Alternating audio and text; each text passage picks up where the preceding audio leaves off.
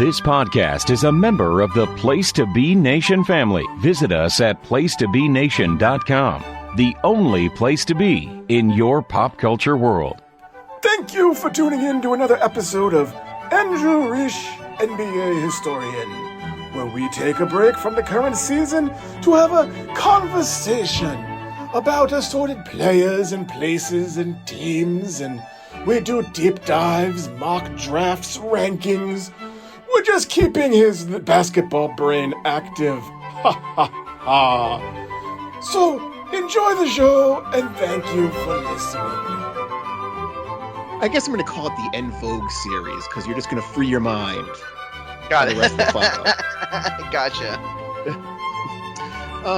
You had mentioned at one point about draft trades and you asked me, like, who's been traded the most? Because you were like, Luke Ridnour got traded like 4 times in a day. He has to be up there in the lead. That for those who don't remember, that was in 2014, and he had a team option, and it expired at the end of July.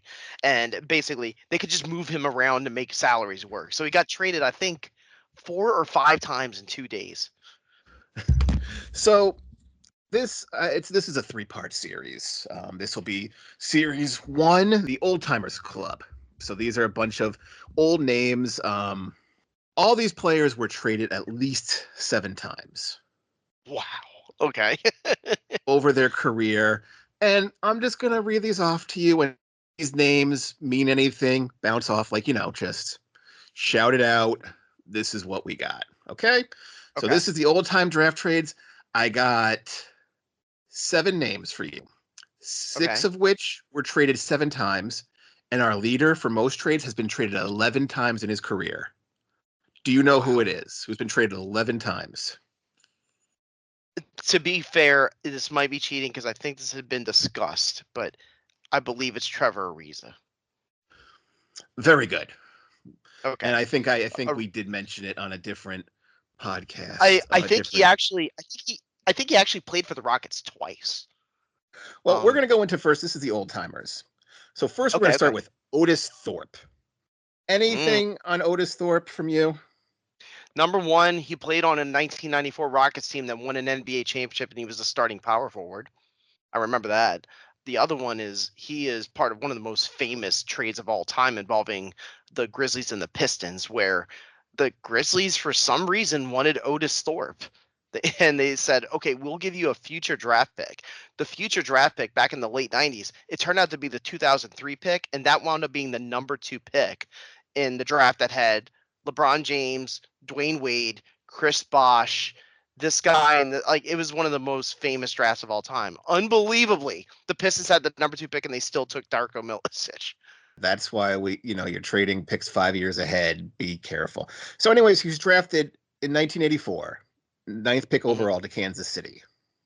The Kansas City Kings became Sacramento. Mm-hmm. Yep. In October of 88, he was traded to Houston for Rodney McRae and Jim Peterson. Wow, Rodney McRae was part of that. I think he was one of those ones along with Mitchell Wiggins, who was part of that, the drug suspensions in the late 80s. Might be wrong about that. And just a quick preface on Otis Thorpe. He was traded for big names his entire career. I couldn't believe, I put him on this list because of the trades he was apparently highly valued to be included, the centerpiece of most of these. Okay, so he was there later, 7 years later, in February of 95 at the deadline. He was traded to Portland. So that had to be the Drexler deal. Clyde Drexler for Thorpe and a first. Mm-hmm. In September of that year, he was traded to Detroit for the first round pick that first round pick, which was Randolph Childress and Bill Curley. I don't even know Bill Curley. More Randolph Childress, who I don't know how, he was so great in that ACC tournament that year. I don't know how. Yeah, everybody's seen the clip where he makes the guy fall down and he tells him to get up and takes the shot. But yeah. You had mentioned the Vancouver trade where he was traded for an unprotected 2003 first in August of 1997. Wow. One of the worst deals ever. It was so bad, they flipped him to Sacramento in February of the trade deadline that same season. So it was Otis Thorpe and Chris Robinson for Bobby Hurley and Michael Smith. Ooh, Bobby Hurt. Wait, this trade happened in 97? 98. February of 98. Yeah, I can tell you for a fact Bobby Hurley was not playing basketball in 98. I bet his contract was just sitting on the books. So in May of 98, he was traded to Washington. Washington sent Chris Webber. Sacramento sent Otis Thorpe, Mitch Richmond. Yeah. At the time, Mitch Richmond was averaging well over 20 points a game. Some people thought that was an even trade between Weber and Richmond. But at the end of that season, it already his 15th year in the league, he signed with Miami. Mm-hmm. And then August of 2000, Miami traded him, PJ Brown, Rodney Buford, Tim James, and Jamal Mashburn for Ricky Davis, Dale and Ellis, Eddie Jones, and Anthony Mason. That was a sign and trade because Charlotte didn't want to pay Eddie Jones, and the Heat did, but they had to get rid of contracts in order to fit Eddie Jones. The thing that happened, though, to Miami is that Alonzo Mourning had the kidney transplant, and that knocked him out. And that kind of knocked out their hopes for a few years. So a lot of big names for Otis Thorpe. That is. Those are all blockbuster. Those were all blockbuster deals in the 90s. Moving on to Jim Jackson, drafted 92 draft, number 4 overall to Dallas. Yeah, awesome player in Ohio State. In 97, he was traded to New Jersey. Dallas sent him, Sam Cassell, Chris Gatling, George McLeod, and Eric Montross for Sean Bradley, Ed O'Bannon, Robert Pack, and Khalid Reeves. Okay, let me say this. Have you heard the rumors about Tony Braxton with Jimmy Jackson? No. So the rumor has always gone around that Jim Jackson and Jason Kidd, they also played with Jamal Mashburn in Dallas. They called them the 3Js. But the problem was that there's a rumor that's been going on for a long time that Jason Kidd and Jimmy Jackson had a falling out because they both were dating Tony Braxton. And that led to it was kind of similar to the rumors that we've heard about Karl Towns and Jimmy Butler. That kind of thing. No, it's never been confirmed, but it's urban legend. Okay, so in February 98, the trade deadline, he was then flipped to Golden State. It was him and Clarence Witherspoon for Brian Shaw and Joe Smith. That was a lost team, dude. That if you're talking about, so he got traded to the Warriors, is that correct? He got traded to the Warriors and then cut by Golden State, and he signed with Portland. Okay, that was a loss he was in Golden State. He did not want to be there because that team had just suspended Sprewell and nobody wanted to play there. He was just dumped and he was just a casual. So he went to Portland. August of 99. He gets now traded to Atlanta. It was him and Isaiah Ryder for Steve Smith and Ed Gray. Yep, because Portland was stacking up players in order to try to win. And they also got Scottie Pippen from the Rockets. So they had a good team. Everybody remembers that was the Portland team that blew the 15-point lead in the fourth quarter against the Lakers in Game 7. That's how close they got to winning a title. Okay, then I want to say in 2001, he gets traded to Cleveland. It was Atlanta sent him, Anthony Johnson, and Larry Robinson for Brevin Knight. I remember Brevin Knight. Brevin Knight's still an announcer for the Grizzlies, but Knight was such a good player. He just fit everywhere he went. 2003, he signs with Houston, and he's now traded to New Orleans. So it's Jackson and Boston Akbar for David Wesley. Oh, Boston Akbar. I have not heard that name in a long time. So anything on New Orleans in the Jim Jackson era?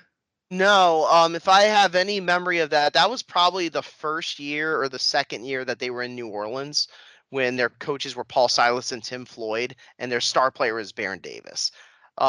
He did reunite with Boston Akbar. Yeah, they reunited with he reunited with Mashburn because Mashburn was on those teams. So, and then finally, at the end, his career was winding down, and then January 2005. New Orleans sent him and a 2005 second. Casey Jacobson, Marcich Lampy, and Jackson Vroman. That had to be with no, that couldn't have been with Phoenix, right? Yeah, it was Phoenix, I said. Yeah. It was the Suns, yeah. So Jacobson, wow, I did not know that Jacobson started on that Suns team that D'Antoni coached with Steve Nash. That's a surprise. I was just gonna say that team was really good too. The 2005 Suns were really, really good. They went to the conference finals. The funny thing is, New Orleans got size with Lampy and Vroman. The 2005 second they sent to Phoenix wound up becoming Marcin Gortat. Oh wow. Yeah, he wound sometimes with these foreign, especially in the early 2000s, like everybody has seen that clip in the late 90s of Ginobili getting picked where first of all, because there was no like Euro scouting at the time, nobody knew how to pronounce his name. So it's like a 1998 clip of like they take Manu Ginobili.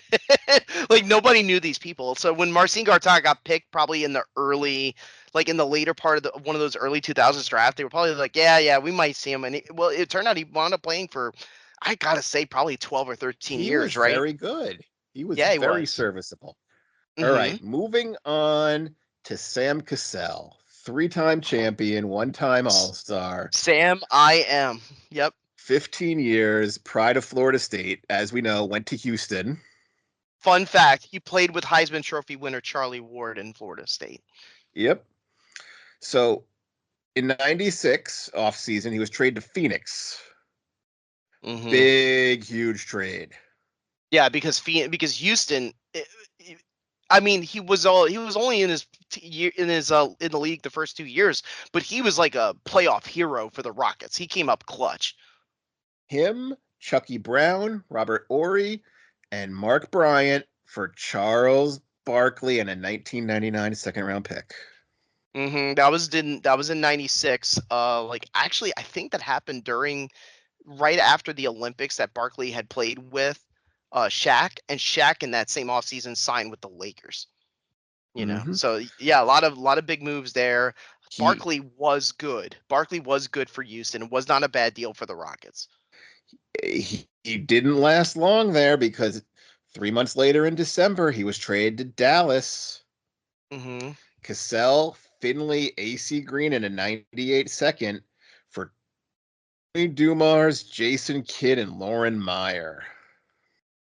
Yeah, I remember that. That was the deal where Kid landed In Phoenix, and it was, in Phoenix. I and then he thought dyed somehow his hair, and it was just like, what are you was doing? Nash. So Nash wasn't in that deal. Nash, In I think, was a 95 pick. So that was a So he was, separate deal. I always thought that Nash and Jason Kidd were in that same deal, but I was wrong. I'm wrong. no, Nash, I think, was just drafted Hmm. there, but he was still, again, his second year. So, Yeah, okay, that was December '96. 3 months later, at the trade deadline, he's sent packing to New Jersey. yeah, and So his head coach was John Calipari, and they went to the playoffs. we already mentioned this trade for Sean Bradley and Hmm. Jim Jackson. We mentioned that. Okay, so he bounced around a lot that season. He got to sit for a minute. March of '99, he got Milwaukee in a 3-team trade. Yeah, he was a Jersey, big part of Milwaukee, Milwaukee. Yep. and Minnesota. Minnesota got Terrell Brandon, Bill in a '99 first. He Hmm. goes to Milwaukee with Chris Gatling and Brian Grant. So he was the centerpiece of that. Jersey gets Stephon Marbury. Starberry, yeah, him and Kevin Garnett didn't see eye to Starberry, eye. Bill Cooley, Chris and Elliot Perry. So There's that that damn was the big Bill Curley. Starberry trade. There's that damn Curley again. Where the hell is he coming from? Man, Starberry. That was actually one where I would probably say Minnesota lost because Brandon was still decent, but his knees gave out not too long after that. But he didn't say, it was just to get Marbury out. That was Yeah, the main reason. He had and worn then out his like two welcome years, there. and he was good in New Jersey. He just they just didn't get better with him at the lead, so they actually did the straight swap 2 years later for Kidd, and that turned around New Jersey. All right. Minnesota and Milwaukee liked what they did, so they traded again 4 years later. Offseason 2003, Minnesota gets Cassell and Irvin Johnson for Anthony Peeler and Joe Smith. And I know you're thinking Irvin Johnson. No, not that one. It's the Irvin Johnson center that played at UNO, which was my alma mater. He was a solid center. He just was always like a journeyman center. Cassell was good. Still, Milwaukee didn't want to win anymore. They had traded away Ray Allen to the Sonics. They fired George Karl, and they sent off Cassell. I do remember though that Cassell got injured right before the conference finals against the Lakers, so he barely played. And then 2005 in the offseason, he gets sent over to the Clippers. So Clutch there too. Minnesota sent him in a 2012 first for Lionel Chalmers and Mario Jaric. Not Mario Chalmers, Lionel Chalmers and Mario Jaric. Did I say Mario Chalmers? No, you said it. It's just funny. Lionel Chalmers and Mario. I remember Mario Jaric. Yeah. Marco Jaric. Oh, Marco. Well, I do remember that name. And Lionel played at Xavier, and his brother Mario played at Kansas. Yes, and then he later signed with Boston at the deadline in 2008. Yep, February. The next year, he's just dumped to Sacramento for a second-round pick that didn't go. So he made the seventh trade just to get dumped on. He will be a head coach very soon. He's been on a championship coaching staff, I believe now. He will eventually. He's been with Doc Rivers and Tyronn Lue. He will get a head coaching job someday. All right. We are now going to one of the most.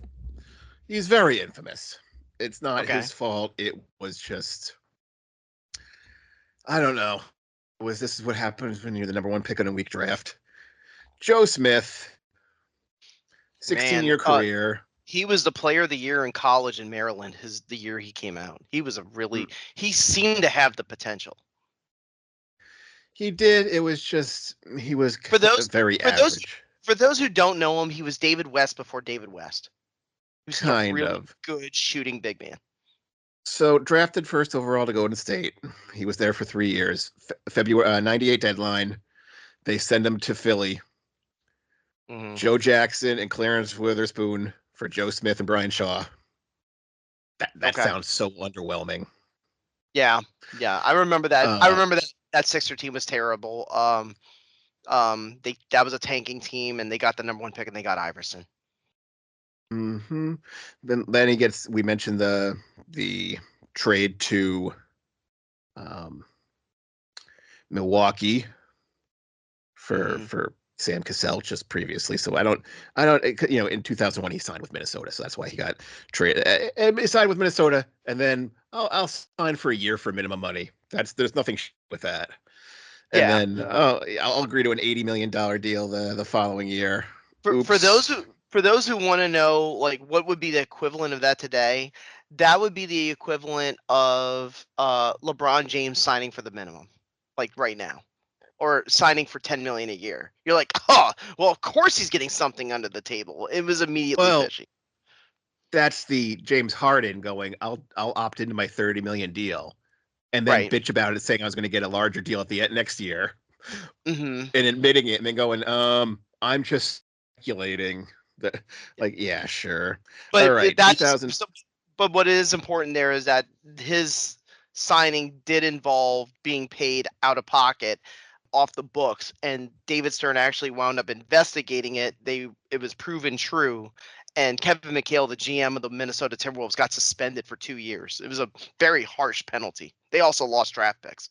They're supposed to lose 4 out of 5 until Stern's like, this is too steep. I've killed the team taking away their first pick. It was one of the harshest penalties David Stern ever did, along with the Artest suspension.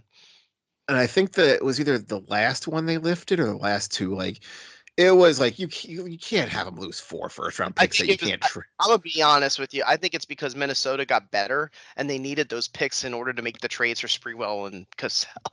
That's just my opinion. All right. Then in 2006 offseason, he gets flipped to Denver for Ruben Patterson.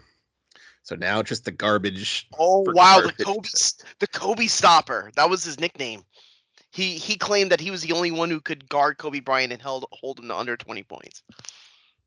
Okay, then he is packaged along with Andre Miller, 2007 first round picks for Allen Iverson That was in and Ivan 06. McFarland. That Yep, was that was in 06. 06. He Right. didn't last long in Philly. He was to Chicago in 2007. Half season there.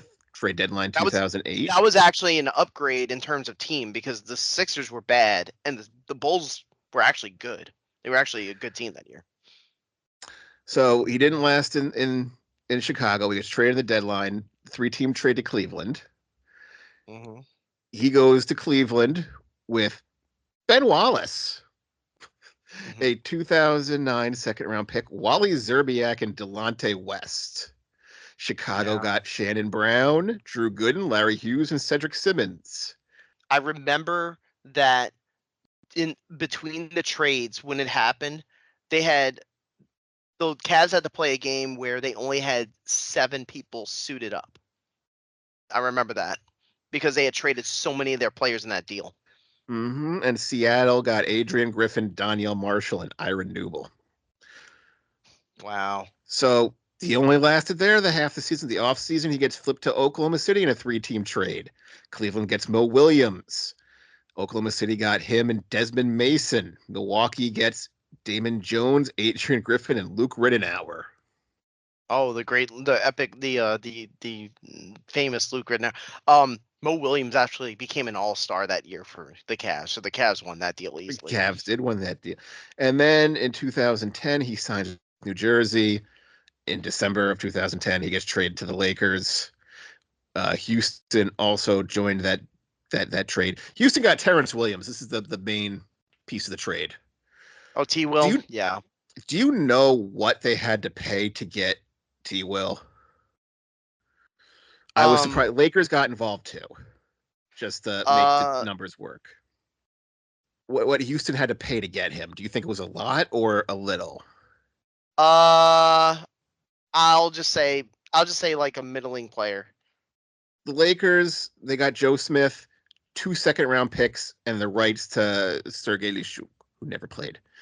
Okay. Jersey, for giving up Terrence Williams, got a first from the Lakers, a first from Houston, and Sasha Vujacic. Oh wow. That's surprising. That was for him. Like Joe Smith was just a salary at this point, but he garnered 2 first-round picks to get him. Okay, all right. Another person traded 7 times. Whew. This one we could just blow right through. It's super easy. You already mentioned it, Luke Rittenauer. Drafted in the lottery to Seattle in 2003. Yeah. I always mix him up with another guy that got drafted a year later named Luke Jackson, who also played at Oregon, who went to the Cavs. I always mixed him up. So he was there at Seattle. He relocated to Oklahoma. 2008, we mentioned the 3-team trade to Milwaukee that got Cleveland Mo Williams. Right. He then signed with Minnesota in 2010. He was there for a while.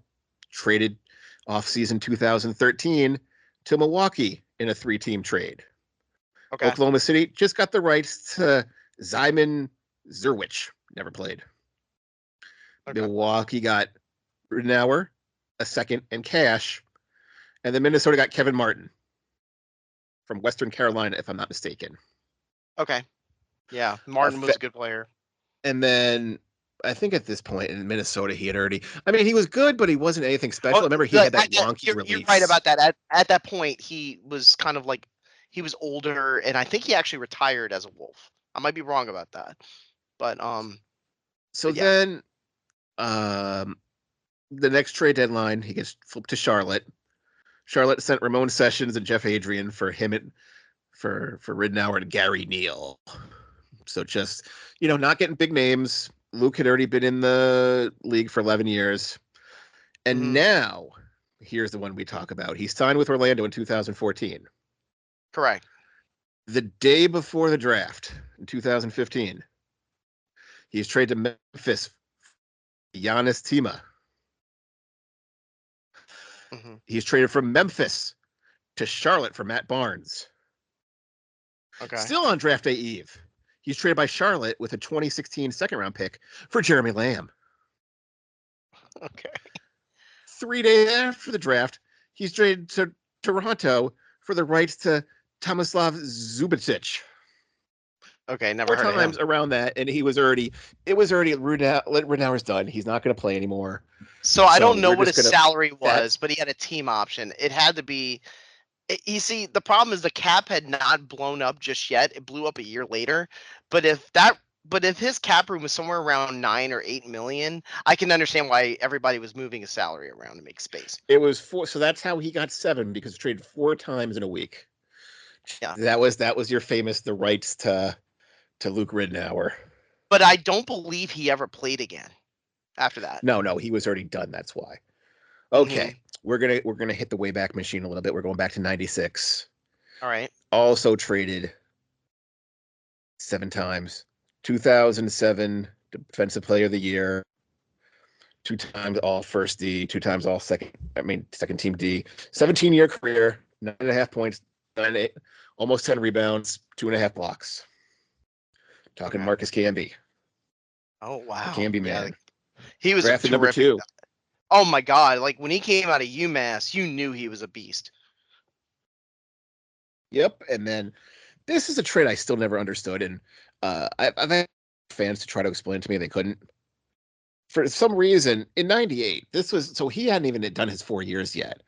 They flipped into New York, sent Oakley, John Marks for Camby. I don't recall still Camby progressing so. Like, I thought he was already decent in his second year. I always heard stories about that. One of the reasons why Tracy McGrady left when in free agency was because Toronto was because he hated Butch Carter, the head coach. And Isaiah Thomas was the GM, but he had already quit by then. So you can't blame. I don't think it was Thomas that pulled the trigger on the Camby trade, but I could see Camby kind of falling out with Butch Carter, and basically someone saying, "Hey, we might need to ship him." But oh my God, what a terrible deal for the Raptors. I know. All right. 2002, he was traded to Denver. It was Camby, Nene, and Mark Jackson for Antonio McDyess, Frank Williams, and a second. He won Defensive Player of the Year in 2007 as a Nugget. Uh-huh. So he was there for a while. Yeah. Then 2008, he's traded to the Clippers in the offseason. It was him, salary dump for a second round, for a 2010 second round pick. Yeah. You're For talking Camby. about so the Clippers dumped him or the Nuggets dumped him? The Nuggets dumped him at the end.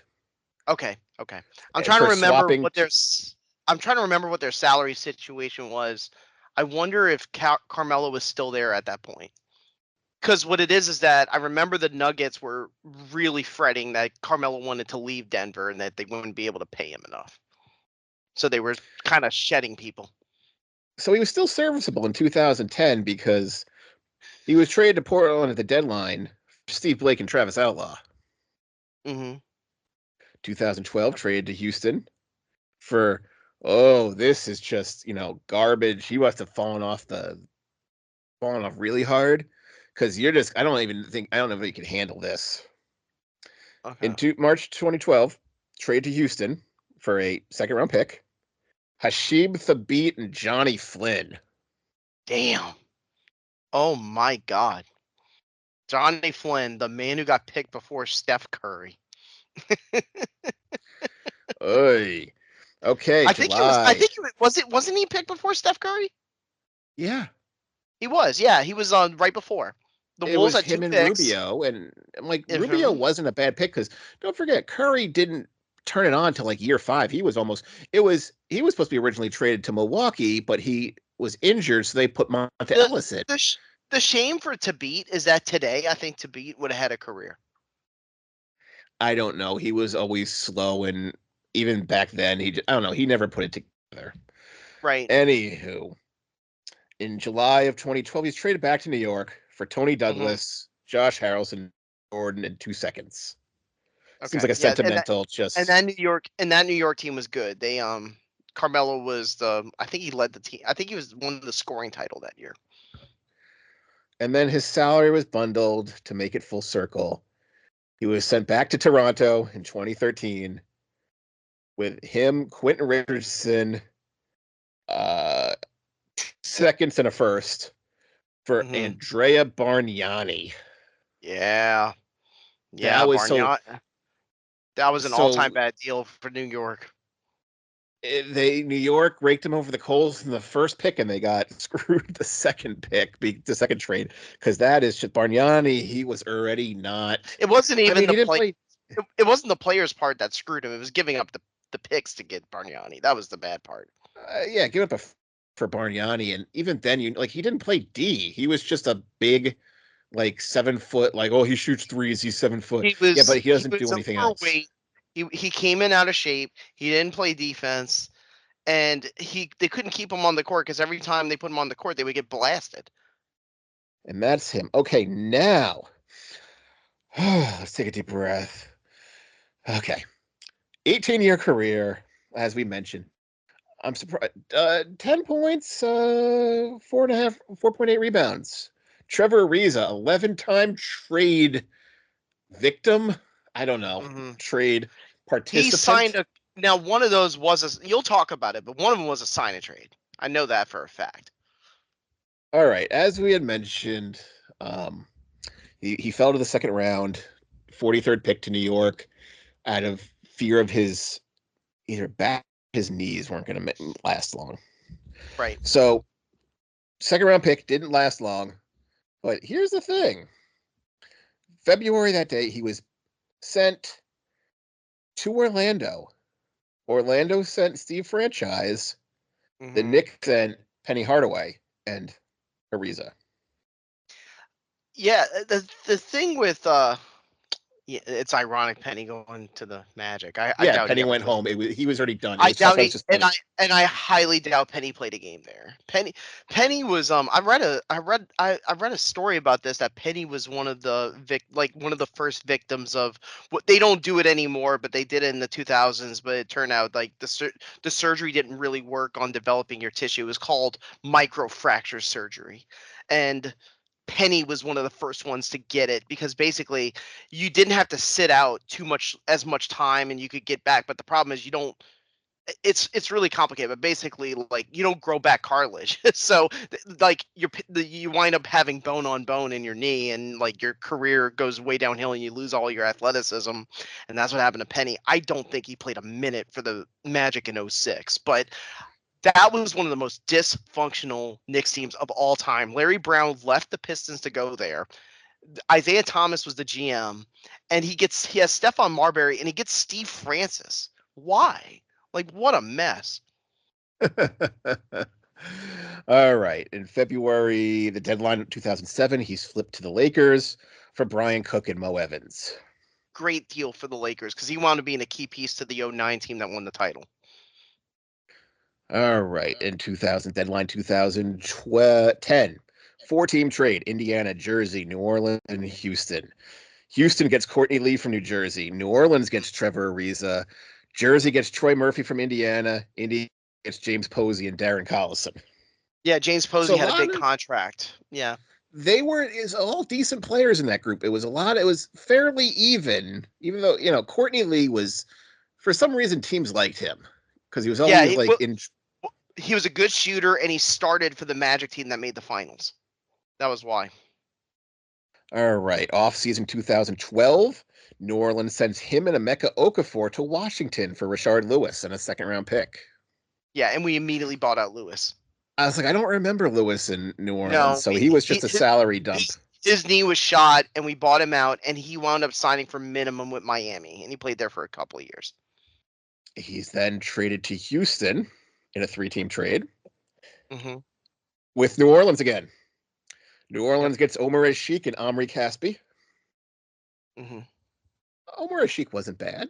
He had that very. Did he have like a They should. lopsided like 20 million salary, like a team option or something? The problem was we gave up a pick to. We had I think the way it went is that we had to give up a pick to get a Sheik.